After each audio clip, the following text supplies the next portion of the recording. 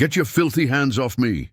The voice of a black woman echoed through the courtroom like thunder on a clear day. All heads turned. It wasn't just the words, it was the way she said them. Calm but powerful. Controlled but not afraid. Hit a like button and share your thoughts in the comments along with the city you are watching from. Now, let's continue with the story. Officer Rick Daniels stood with his hand still gripping her arm, his knuckles tight, face red with anger. His police uniform was crisp, his badge shone, but nothing could hide the hatred in his eyes. The woman, dressed in simple black slacks and a navy blazer, stood tall, even as Rick shoved her forward toward the judge's bench. "She caused a scene outside," Rick said loud and proud. "Disrespecting an officer, loud-mouthed, should be locked up." The woman didn't say a word back. She didn't scream or cry. She just stood there, head held high, eyes sharp like fire. As the whole courtroom watched in silence, Judge Reynolds raised his eyebrows. "What exactly happened here, Officer Daniels?" Rick snorted. "Your Honor, I found this woman shouting near the courthouse steps, disturbing the peace. No ID, no reason to be there." The woman finally spoke, her voice low and firm.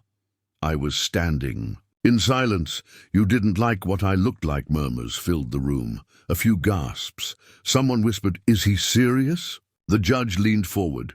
"Miss, do you have identification?" She reached into her pocket slowly and pulled out a leather wallet. Inside it, a badge. Not a small one. Not a junior officer. A gold-plated badge with the words, "Deputy Chief of Police, Confidential Appointment." Rick blinked, then squinted, then stepped back. But it was too late. Everyone had seen it. The courtroom broke into chaos, half in shock, half in awe. But the woman didn't move. She just looked at Rick, then at the judge.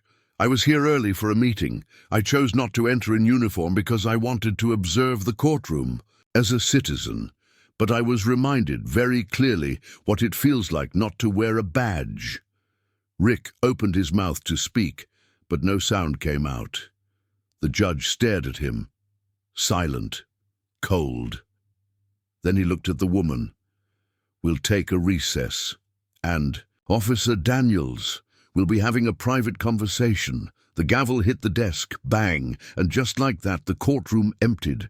But the truth had already filled every corner of the room, and Officer Rick Daniels had no idea that this was just the beginning, before she wore a badge, before she stood tall in that courtroom. Danielle was just a girl from Southside Atlanta, a place where dreams didn't grow easily. She remembered the nights when gunshots were louder than lullabies. Her mother worked 2 jobs, a nurse by day, a cleaner by night. Her hands were always tired, but her heart never gave up.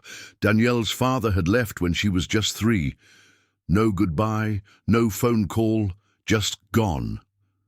But her mother, she stayed. Every night she'd whisper the same words into Danielle's ears. "Baby girl, the world will try to tell you who you are. Don't let it. You tell it who you are." Danielle believed her. She studied hard. She kept her head down. Even when kids laughed at her hand-me-down shoes, or when teachers ignored her raised hand in class, she got straight A's. She walked past gangs who whistled and whispered. She ran past corners where boys sold dreams in plastic bags, and she made it to college on a full scholarship. She was the first in her family to ever go. But that wasn't enough. It happened one night when she was 19. Danielle was walking home from the library when she saw red and blue lights flash near her street. 2 police officers had stopped a young black boy, no older than 12. His backpack was open on the ground. He was crying. "I didn't do anything," the boy sobbed. "I was just walking home." The cops didn't listen. Danielle stepped closer. "He's my neighbor," she said. "I know him. He's a kid." The officers looked at her, rolled their eyes and said, "Stay out of it, girl. This isn't your business." That night, Danielle made a decision. She would become a cop. Not just to wear the uniform, but to change what it meant. Police Academy wasn't easy. She was the only black woman in her class. Some cadets wouldn't speak to her. One instructor called her sweetheart instead of her name.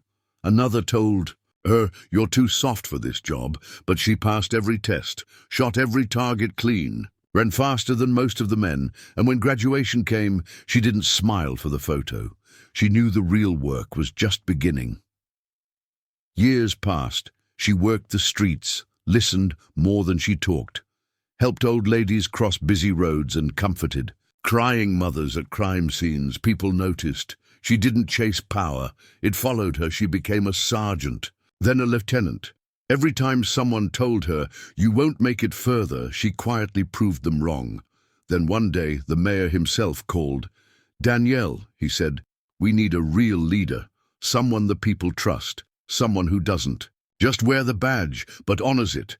I want you to be our new police chief." Her hands trembled. She didn't cry, but her mother did.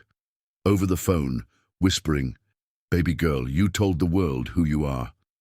But before the city could make the announcement, Danielle had one request: "Let me walk in quietly for a few days. I want to see the department before they see me." The mayor agreed, and that's how she ended up in that courtroom, wearing no uniform, carrying no protection, just a woman, observing the very system she had sworn to lead. And it didn't take long to see the problem. His name was Rick Daniels.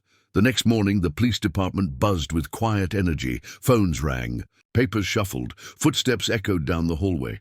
But under the normal noise, something felt off. People were whispering. Not the usual gossip about stolen cars or broken vending machines. No, this was different. Something had happened in court yesterday, and now it was spreading like wildfire. Rick Daniels walked into the station with his usual smirk. He tossed his keys on his desk, leaned back in his chair, and laughed with two other officers. "That woman from yesterday probably pulled some fake badge off the internet," he scoffed. "Let's see how long she keeps pretending." But no one laughed with him. Not today. His partner, Officer Green, glanced away awkwardly. A young recruit pretended to be busy with paperwork. Even the receptionist, who normally smiled and waved at Rick, kept her eyes down. He noticed it. The silence, the stares, the coldness. By noon, every officer got the same message. Mandatory meeting, briefing room, 2 p.m. sharp. Rick rolled his eyes. What now? Another lecture on traffic stops? But at exactly 2 p.m., the entire department sat in stiff rows, quiet, alert, and waiting. The captain stood at the front. His face was serious, no jokes, no smiles. He cleared his throat. "There will be an announcement later today," he began. "But before the public hears it, you need to know first. We have a new police chief." Gasps, murmurs. Rick leaned forward. Curious. The captain continued, "She's someone with a deep record of service, sharp, respected, fair." More whispers. Then the captain said her name, Chief Danielle. Silence, then complete chaos. Rick. Daniel's face turned pale. That name, that voice, that woman, it couldn't be. The woman he dragged into court, the woman he called loud-mouthed and disrespectful, was his new boss. Someone tapped his shoulder. He turned. It was Officer Green, who whispered, "You put your hands on the chief." Rick's chest tightened. He stood slowly, walked out of the briefing room, down the hallway, into the bathroom, and threw up in the sink. Mayor Reynolds sat across from Danielle, who now wore her full police uniform, sharp, clean, powerful, but her face was calm. The mayor asked, "You still want this job?" After what happened, Danielle looked him straight in the eye. Especially after what happened. Rick returned to his desk.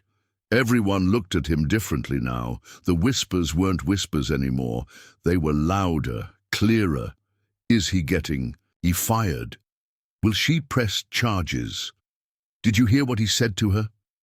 Rick wanted to disappear, but it was too late. Danielle was coming, and she wasn't here to play games. The air was thick, thicker than the summer heat outside. Inside, the precinct, not a single chair squeaked, not a coffee mug clinked. Even the air conditioner felt like it was holding its breath. Everyone was waiting for her. At exactly 9 a.m., the front door opened. In walked Chief Danielle. She didn't rush. She didn't smile. She walked like she had done this before. Like she belonged, because she did. Her uniform was crisp, her nameplate gleamed. Her badge rested over her heart, the same heart that carried years of pain, strength, and purpose. Her eyes scanned the room, calm, sharp, unafraid, and then silence fell even harder. She passed Officer Rick Daniels. Their eyes met for a brief second. He looked away. Danielle walked to the front of the room. All officers stood, but she raised one hand and said gently, "Sit." Her voice was soft, but it carried weight, like velvet wrapped around steel. She took a deep breath. Then she began. "I didn't come here to punish. I didn't come here to scare you. I came here to lead and to remind every one of you why we wear this badge." She paused. "Being a police officer is not about power. It's about service. It's not about control. It's about respect for the law and for every person it protects." She looked straight at Rick. "Some of you have forgotten that." Rick's face flushed. Red he wanted to disappear. But there was nowhere to run. Everyone thought she would fire Rick on the spot, or humiliate him, or call him out by name, but she didn't. Instead, she said, "I believe in second chances. But I also believe in accountability. Those who wear this uniform will answer for their actions, good or bad." Everyone knew what that meant. Rick was being watched closely, and his time was ticking. Before she left the room, Danielle announced, "Starting today, we'll be reviewing every body cam, every complaint, every report swept under the rug." She added one final line. "If you don't like it, the door is right behind you. If you do like it, welcome to a new chapter." And just like that, she walked out. No drama, no yelling, just power in every step. Later that day, Rick sat alone in the locker room. His hands shook. He tried to calm himself, but his heart wouldn't. Slow down. He had messed up. Big. He thought she was just another angry black woman. He didn't know. She was his chief. The police station was quiet when Danielle walked in the next morning. Some officers greeted her with nods.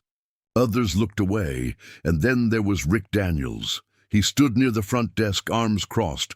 As soon as he saw Danielle, he quickly changed his face. He smiled, but it was the kind of smile that didn't reach his eyes. "Morning, Chief," he said, trying to sound respectful. Danielle stopped in front of him, calm, steady. "Morning, Officer Daniels," she replied. Their eyes locked for a moment. His were cold. Full of hate, Rick walked away slowly, his fists clenched. "She embarrassed me in front of the whole court," he muttered under his breath. "Now she thinks she owns this place." He went into the locker room and slammed his bag down. One of the younger officers looked at him nervously. "You okay, Rick?" Rick forced a laugh. "Fine, just fine. Let's see how long she lasts." But inside, his anger was growing. Not just because Danielle was chief, but because she was black and a woman, and now his boss. He hated everything about it. Danielle didn't respond to Rick's attitude. She didn't need to. She had work to do. In her office, she started reviewing every complaint made against officers in the last 5 years. Some files were missing. Some had been marked closed, with no explanation. She made a list. She spoke to internal affairs. She sent quiet memos to city leaders. No, more looking away, she told herself. She didn't yell, she didn't threaten. She just moved, quietly and powerfully, like a storm that hadn't broken yet. Some officers didn't trust her. They whispered in break rooms. "She's just here to make headlines. She's gonna tear this place apart." But Danielle heard everything and still stayed calm. She held meetings, she listened, she made fair rules and followed them herself. Some began to respect her, some didn't. But she didn't care. "My job isn't to make friends," she thought. "It's to make this place better." Rick wasn't done. He started rumors. He told other officers, "She's only here because of politics. She's gonna come after all of us." He laughed behind her back. But Danielle never reacted. She let him talk, because she was watching him too, quietly, carefully, and soon she would give him a reason to really be afraid. That night, Danielle stood by her window, looking out at the city. Lights sparkled across the streets. She thought about her father, how he had once worn this same badge. She remembered the pain her family went through because of bad cops like Rick. "This is for you, Dad," she whispered. And behind her, the file on Rick Daniels sat open on her desk, still growing, still waiting. Rick Daniels wasn't done playing games. He wanted to see how far he could push Chief Danielle. Every day, he made small mistakes on purpose, like showing up late, ignoring orders, talking back to other officers. He wanted to see if she would lose her cool. One morning, Rick came into the station, clearly tired. He wore his uniform messy, with his badge crooked. He ignored a direct order to attend a meeting. When Danielle called him into her office, he smiled arrogantly. "What's the problem, Chief? I'm just having a bad day." Danielle stayed calm. She didn't raise her voice. She pulled out a report form. "Rick, I'm writing you up for insubordination and unprofessional conduct." Rick's smile vanished. He stared at the paper. That write-up was only the start. Danielle began an official file on Rick. She collected notes from other officers. She kept records of every mistake he made, every bad attitude, every missed rule. She wanted to show the city leaders that Rick was a danger to the department. Rick was furious. He knew he couldn't keep breaking rules without consequences. But he wasn't going down without a fight. He started meeting with other officers and city officials. He whispered lies about Danielle.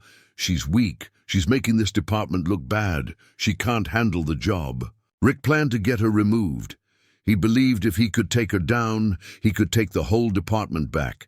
But Danielle stayed focused. She didn't react to Rick's threats. She didn't argue or complain. She kept working quietly, building her case. Her goal was clear: clean up the department, protect the people, make sure the truth wins.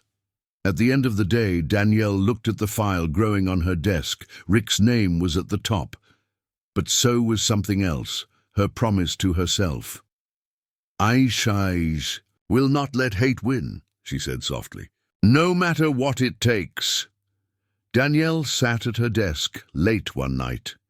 The police station was quiet, almost empty. She had been going through old files, looking for anything to help her clean up the department. Then she found it. A hidden folder, locked away and forgotten. It was Rick Daniels's secret file. The file was full of complaints. Many were serious, using too much force, threatening civilians, lying in reports, but every time the complaints were ignored or covered up. Someone had been protecting Rick for years. Danielle felt a cold anger. This was worse than she thought. She knew she couldn't yell or make a big scene yet. If Rick found out, he would hide everything again. So Danielle started a secret investigation. She asked her most trusted officers for help. Not many spoke up, but a few honest ones did. They met quietly after shifts. They shared stories, files, and proof. One officer named Marcus pulled her aside. "Chief, I want to help. I've seen what Rick does behind the scenes." Another officer, Lisa, nodded. "We can't say it out loud, but we're with you." Danielle smiled for the first time in days. She wasn't alone. Together, they started building a stronger case. Danielle's secret file on Rick was getting bigger. She was careful. Every step was quiet, but sure. The hidden truth was starting to come out, and soon no one could ignore it. Danielle knew she needed proof. Words on paper were not enough. Rick Daniels was dangerous, not just to the public, but inside the police station too. She decided to take a risk. Late one night, Danielle met with Marcus and Lisa. "We need to catch Rick in the act," she said. Quietly, They found a small, hidden spot in the locker room, a place where Rick and his friends often gathered. They installed a tiny camera. No one would see it. A few days later, Danielle watched the recordings. There was Rick sitting with a small group of officers. His voice was low but full of hate. "Those people don't deserve respect," he sneered. "We have to keep them scared, or they'll take over." He laughed, planning. "We'll make moves soon, get rid of anyone who stands in our way." Danielle's heart pounded. This was more than racism. This was a plan to hurt people. Now Danielle had the proof she needed. She didn't yell or act fast. She saved the video carefully. She knew this evidence could change everything. The day had come. The town hall was packed. People gathered to meet. Their new police chief, Danielle. There was excitement and also tension. Rick sat in the back, smiling slyly. He planned to embarrass Danielle in front of everyone. He wanted to make her look weak. He whispered to some officers, "Watch this." She won't last 5 minutes. When it was Danielle's turn to speak, she walked confidently to the stage. She didn't shout. She didn't argue. She smiled softly, then she pressed play on a video. The room went silent. The screen showed Rick and his friends caught on camera. They spoke hatefully. They talked about plans to scare and hurt people. The crowd gasped. Some people looked shocked. Others whispered angrily. The mayor stood up, face red with anger. "This is unacceptable," he said loudly. "We will not allow hate to rule this town." He looked directly at Rick. "You will face consequences." The crowd began to clap. Some people cheered loudly. Danielle felt a wave of relief. She had stood strong. She had shown the truth. And now the town was ready to listen. A few days later, Rick Daniels was arrested in front of the entire town. Handcuffs clicked. Officers took him away. People watched in silence. Danielle stood on a stage outside the courthouse, the same courtroom where Rick had once insulted her. Now the room was filled with respect. She spoke clearly and proudly. "I am here to serve justice, to protect every person in this town, no matter their color, background, or story." The crowd began to clap, loud and strong. Danielle looked around. She felt strong, proud, in control. Her journey was not easy, but she had won, and she promised herself, "This is just the beginning." After Rick Daniels was gone, things started to change. Danielle wanted more than just to punish the bad. She wanted to build something better. Danielle worked hard to create a new training program for all officers. The program taught respect, fairness, and unity. Officers learned how to work with the community, not against it. They practiced listening and understanding. Danielle made sure officers were held to higher standards. No more ignoring bad behavior. No more turning a blind eye. If an officer broke the rules, they faced real consequences. Slowly, the community began to trust the police again. People started to feel safer. Neighbors talked openly with officers. Kids waved at police cars. Danielle smiled as she watched a group of officers and children playing together in the park. This was the change she wanted, a new beginning for the department, a new beginning for the town. The sun was setting as Danielle walked past the old courthouse, the same courtroom where her journey had begun. She stopped for a moment, feeling the memories. Suddenly, a young black girl ran up to her. She smiled brightly and waved. "I want to be like you one day, Chief Danielle." Danielle knelt down and looked into her eyes. She smiled warmly and said, "And you will. You can be anything you want." The girl beamed with happiness. Danielle stood up, feeling proud. She knew her fight was not just for herself, but for every child dreaming of a better future. With hope in her heart, Danielle walked forward. The road was still long, but now she was not alone. A new generation was ready to lead. If you liked Danielle's story, don't forget to subscribe to our channel for more inspiring stories like this. Hit the like button and share this story with your friends. Comment below and tell us what you think and what story you want to hear next. Thank you for watching.